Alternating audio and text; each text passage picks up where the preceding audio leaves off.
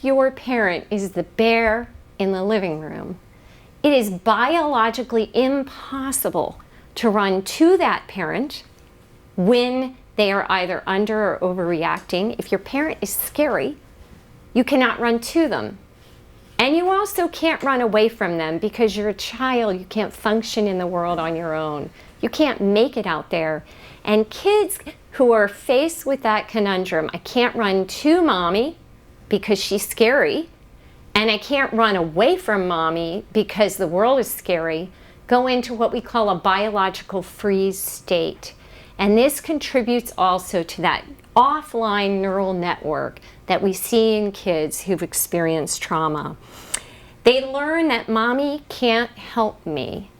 And this further leads to that influx of stress hormones that dysregulate the stress response, so that as that child grows up, they're going to be overreacting to stimuli in the world around them, and they're going to be underreacting to stimuli.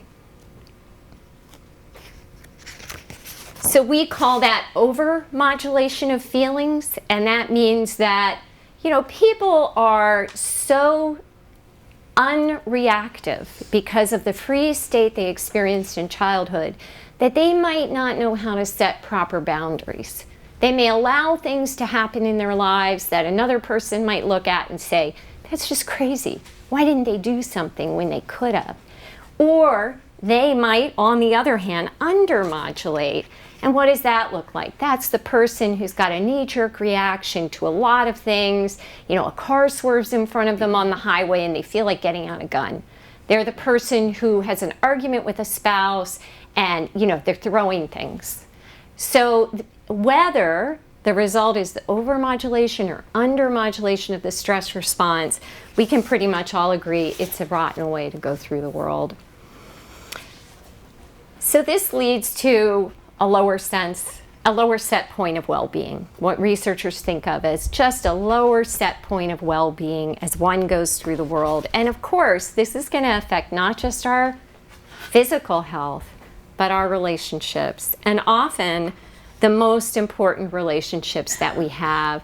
You can think of this almost like a neurobiological straitjacket that keeps us from responding appropriately to the situations we find before us in our daily life.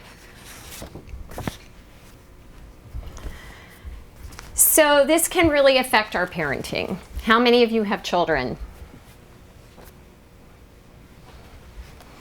So there's a saying that you learn how to love others through the love that others showed you. But what if no one showed you how? What if no one showed you how? What if you didn't see what that looks like? And unfortunately, the research is really clear that ACEs get passed down generation to generation. Individuals who are raised with adverse childhood experiences go through these neurobiological changes that make them less able on a neurobiological level to respond appropriately to the children that they are raising when they become parents in adulthood.